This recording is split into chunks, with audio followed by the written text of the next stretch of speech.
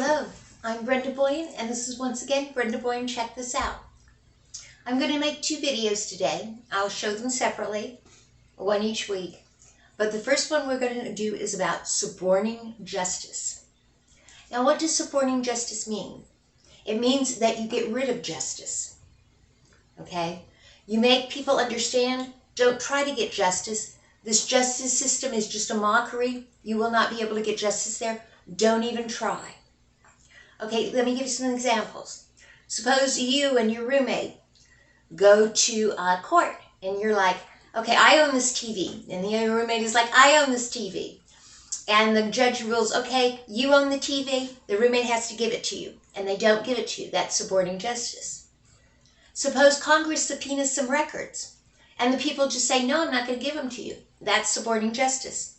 That's teaching people that justice doesn't matter. There's no help to be gotten, so don't get that help. Don't try to get that help. Okay. Now I'm going to talk about illogical thought. Now there was one point in time, and I won't mention the people who were involved because that would be bad for me, and it wouldn't help you believe me anymore.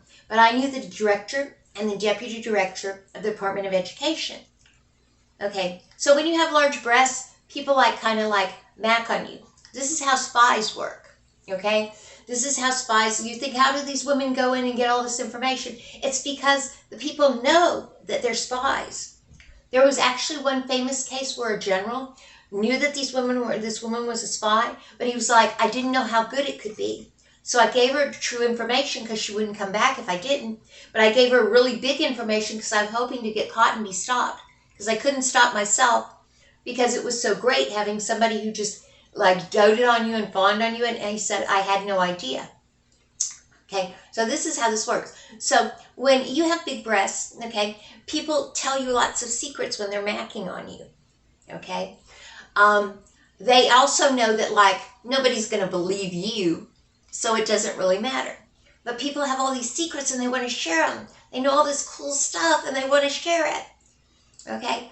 So that's how that works. Okay, so I knew the deputy director and the director of the Department of Education, and here's what they told me. Now, I don't know if they do this anymore, but there was a time when in second grade, okay, they would teach you all about the origins of paper, how people first wrote on birch bark, okay, and then they got paper, and they got papyrus, and they got all this kind of stuff, and they teach you all the origins, and then they go, now we're going to teach you how to make paper. And they would have you tear the paper into little bitty, shreds. Okay, add water to it so it was like a paste, and then spread it out and make paper. So you're making paper out of paper. That isn't making paper. And they said the reason that they did this was to teach people to think illogically. Okay? And what surprised me about it was not that they would do this, okay, but that just one instance of this, in a very mild way, when you were at a particular stage in your development, would actually just change your whole thought process and teach you how to think illogically. Because they don't just guess at this stuff. I mean, they test it on people. So this worked. It made people think illogically. Just this one single instance at a particular developmental stage could make you think illogically. Okay, so how much more are we warping our children by teaching them when Pfizer comes out and they go, yes, this does kill people. This does give myocarditis.